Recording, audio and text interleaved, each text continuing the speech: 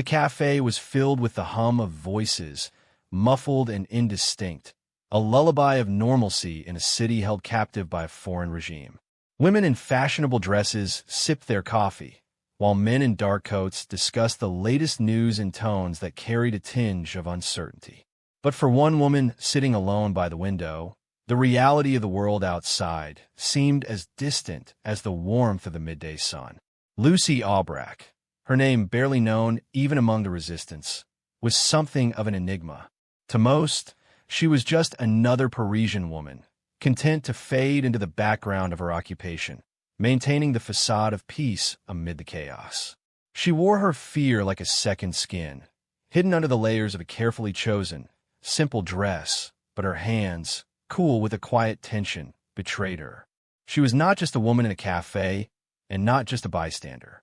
Underneath her dress, pressed against the curve of her ribs, was something illegal. A small, fragile radio. It wasn't the sort of radio you'd find in any ordinary home. It wasn't meant to be heard. It was a silent transmission, carried by a woman who knew that, in the wrong hands, it could mean her life and the lives of everyone she loved. The radio was her voice, and through it, the echo of a resistance that was growing stronger each day. As she took a sip of her coffee, her fingers grazed the edge of the device, hidden beneath her clothes, ensuring it was still there. A shiver ran down her spine, not from the cold, but from the knowledge of what she carried. The Nazis had been meticulous in their efforts to suppress any form of communication that didn't serve their purposes. They had planted spies, searched homes, and burned books. Yet, in the shadows of their control, men and women like Lucy had become the messengers of truth. It was a strange thing to be part of something so clandestine, yet so vital. How easily she could have been caught. How easily this ordinary cafe, filled with unsuspecting patrons, could have been the very place where it all ended. But for now, Paris remained a city of secrets. Beneath the surface, resistance movements were steadily gaining ground. They were whispered in back rooms, carried through dark alleys, encoded in leaflets passed between strangers, and secretly broadcasted from hidden radios like the one in Lucy's hands. The truth of the outside world had become scarce.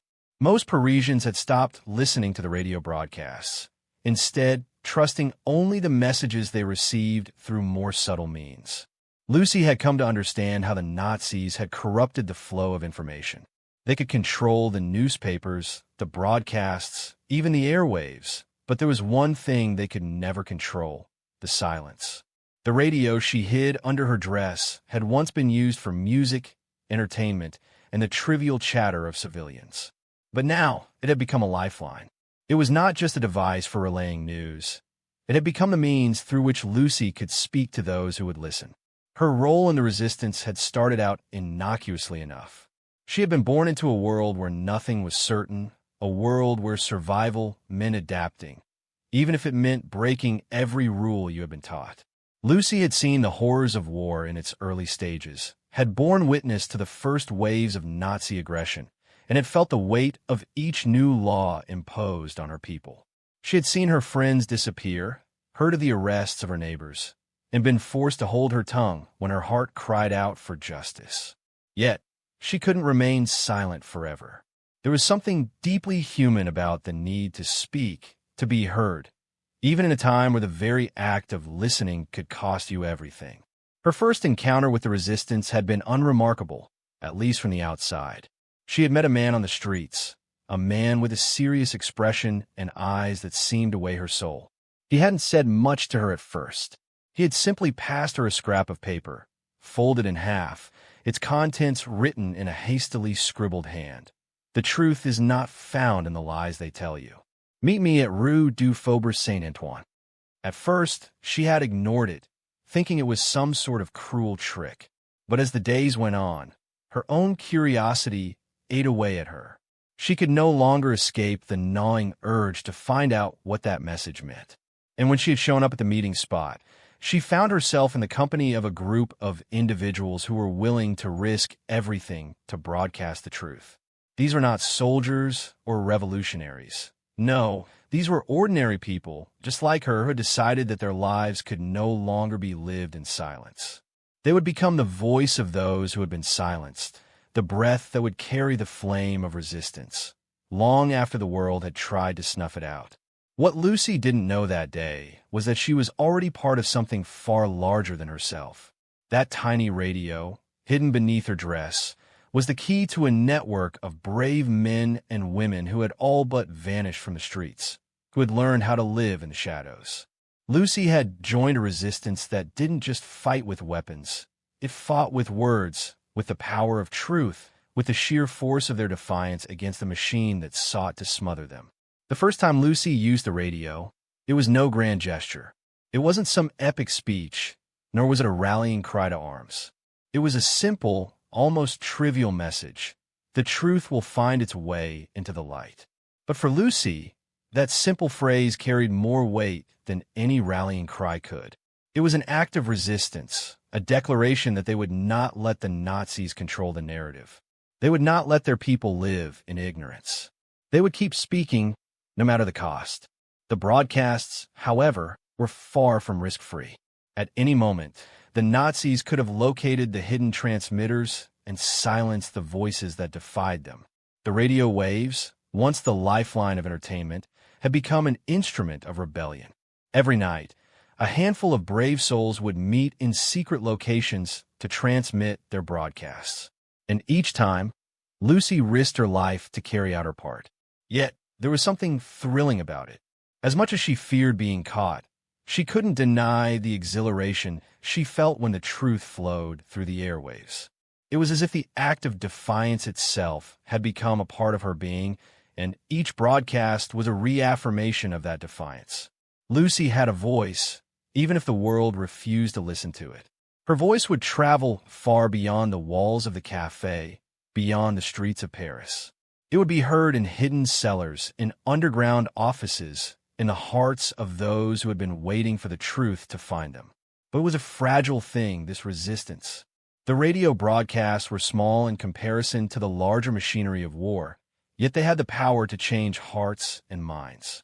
If a single broadcast could alter the course of a battle, change the fate of a city, then perhaps, just perhaps, the small acts of defiance like Lucy's could change the course of the war. The question remained, could one voice, so small, so easily silenced, truly challenge the forces of oppression? Lucy didn't have an answer, but she knew one thing for certain. She could not remain silent. Not now, not ever. And in that silence, the battle for freedom would be fought, one whisper at a time. The moon hung low over the streets of Lyon, casting pale shadows on the cobblestone roads, a stark contrast to the darkness that had settled in the hearts of its people. The city was a place of quiet resignation, its once bustling markets now silent, the laughter of children replaced by the eerie sounds of boots marching, echoing down every alleyway. Under the weight of the Nazi occupation, Lyon had become a place of hidden conversations and secret meetings, where the air felt thick with tension and every stranger's glance was a potential threat. But for Lucy Aubrac, this was not a time to hide. It was time to act. The night was cold, but she didn't feel it. She had long since learned how to shut out the discomforts of the world around her. What mattered now was the mission. The radio hidden beneath her dress, the lifeline that connected her to a resistance network desperate to hear the truth. She moved with purpose through the winding streets, her mind racing with the knowledge that each step she took brought her closer to the heart of a war she could neither ignore nor outrun. She was a woman with a single task, and the stakes could not have been higher. Every moment spent in the shadows, every passing second, was a risk she knew all too well. If the Nazis discovered her, if they discovered the radio, there would be no escape. But Lucy had no choice but to push forward. The people who relied on her could not afford for her to hesitate. There was no dramatic entry into the underground world of resistance. It wasn't like the movies, with grand speeches or bold declarations. Instead, it was the quiet moments that defined her role. The hurried exchange of a look, the soft passing of a piece of paper, the quick handoff of the radio. She wasn't a soldier in the traditional sense. She wasn't trained in combat. She wasn't there to lead an army. She was simply a voice that needed to be heard. And so, she continued, moving swiftly through the shadows of Lion, her heart thundering in her chest, but her face betraying no sign of fear. She had long since perfected the art of blending in, of walking unnoticed. People had become used to the sight of her, just another woman, lost in the tide of the occupied city. The Nazis had no reason to suspect her. She was a woman of ordinary appearance, her dark eyes and simple attire masking the fire that burned within her. Her very presence, so unremarkable in the eyes of the occupiers, was her greatest weapon. They had no idea what she carried beneath her dress, or what she was capable of. Lucy wasn't working alone. She never had been. Her place in the resistance was part of a carefully orchestrated network of men and women, each with their own role to play. There were those who carried weapons, those who forged documents, those who planned escapes, and those who, like Lucy, carried the most dangerous and most vital task: information. The messages she transmitted were not mere whispers of discontent. They were the truth. They were the warnings, the rallying cries, the vital updates on Allied movements and Nazi plans. And for those who tuned into the broadcasts, they were the only link to the outside world. But the task was not without its dangers. Each time Lucy broadcasted, she was risking not just her life, but the lives of those who relied on her. The radio, though small, was a delicate thing, easily detectable by Nazi forces who had their own methods for tracking the signals.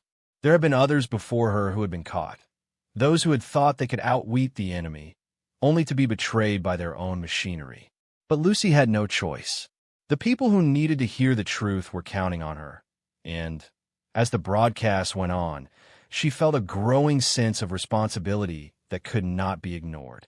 There were moments when she doubted herself, when the weight of what she was doing threatened to crush her. It was one thing to pass along a simple message, but it was another to understand that those words carried the potential to change the fate of an entire nation. The resistance wasn't just about subverting the Nazis. It was about offering hope to those who had been crushed under the boot of tyranny. Every word, every broadcast, was an act of defiance, a refusal to let fear control her life, a declaration that even in the face of unimaginable odds, she would stand strong. The truth was that Lucy had always been afraid.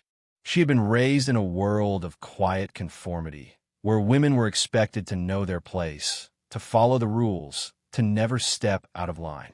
Her life had been filled with simple moments, growing up in the quiet streets of Paris, falling in love, and imagining a future in a world that seemed at peace. But the war had changed everything. She had seen her city fall to the Nazis. She had watched as her people were rounded up, deported, and destroyed. She had felt the deep sorrow of watching a world she had once known vanish in a cloud of smoke and ashes. It was that sorrow that had pushed her into the resistance. She had seen too much to stay silent, too much to pretend that everything would return to normal. The enemy had invaded, and it had taken her beloved Paris with it. But as she moved through the streets of Lyon, radio tucked carefully beneath her clothes, she realized that the invasion wasn't just physical, it was ideological. The Nazis were not only occupying the land, they were occupying the minds of the people. The silence, the fear, the compliance, they had become weapons just as deadly as the guns that lined the streets. Lucy's broadcast had become a symbol of defiance, a promise that the silence could be broken. Every transmission was a rebellion in itself. As the sound of her voice crackled through the airwaves, it was not just information that she was providing, it was hope. It was proof that the people of France had not given up. It was proof that, despite the fear, despite the pain, despite the overwhelming power of the enemy, they would fight back. But the battle was never easy. In every broadcast, Lucy knew that she was risking everything. She had to remain calm, measured, professional. Her broadcasts couldn't afford to be filled with emotion or panic. She was a messenger, nothing more. And yet, every time she spoke into that small microphone, she could feel the weight of her words. The stakes were higher than she had ever imagined. The truth, once spoken, could not be taken back. If the Nazis had found her, They would have stopped her broadcasts, silenced her for good. They would have destroyed the message, erased the voices that were fighting for freedom. And yet, in that very risk, there was a kind of power. The paradox was not lost on Lucy. Here she was, just one woman, carrying a radio in a world where power was defined by tanks and guns. Yet, it was the simplest of actions, the act of speaking, of broadcasting the truth, that held the greatest potential to dismantle the very system of oppression that sought to erase them all. The radio was a weapon, a tool that could level the playing field, that could pierce through the walls of silence and deceit. And it was a weapon that Lucy wielded with courage and grace, no matter the price. It was late into the night when she finally arrived at the safe house, a nondescript building tucked away in the heart of Lyon. There, the faces of resistance fighters greeted her with nods of acknowledgement. She passed the radio to one of the men waiting at the door, his eyes scanning the streets to ensure no one was following her. Inside, the atmosphere was thick with anticipation. People were waiting for the next broadcast, hoping that the message would be one of victory or at the very least of progress. As Lucy settled into the shadows, her thoughts turned to the lives that had been touched by her words. The lives she might never know, but whose futures had been altered by the truth she delivered. In the dark corners of Lyon, in secret rooms and hidden cellars, people were listening. And in that moment, as the weight of her responsibility pressed down upon her, Lucy realized something crucial. The radio wasn't just a tool, it was a bridge between despair and hope, between oppression and freedom, between silence and truth. And for the first time in her life, she felt like her voice, small, fragile, and hidden, had the power to change everything. She had no way of knowing whether the war would be won or how long it would take for the tide to turn. But Lucy knew one thing for sure. She would never stop speaking. As long as there was breath in her body, she would carry the truth, no matter the cost. The streets of Lyon had become unfamiliar to Lucy Albrecht. The once familiar alleyways, where she had carried her radio beneath her dress, had grown colder with every passing day. The sounds of resistance were still there, muted and subdued, as if they had been buried deep beneath the weight of occupation. The echoes of marching boots had become quieter, replaced now by the distant thunder of advancing Allied forces. Yet, as the war raged toward its end, there was something unsettling about the change in the air. Victory seemed so close, yet the cost of it, what had been lost, what had been erased, hung like a shadow over everything. The war was coming to an end. The Allies were closing in on Nazi-occupied France, pushing through the defenses, reclaiming the land piece by piece. It should have been a time of celebration, of relief. But for Lucy, there was a gnawing emptiness that threatened to swallow her joy. The truth was, the end of the war had not meant the end of sacrifice. It had not meant the end of loss.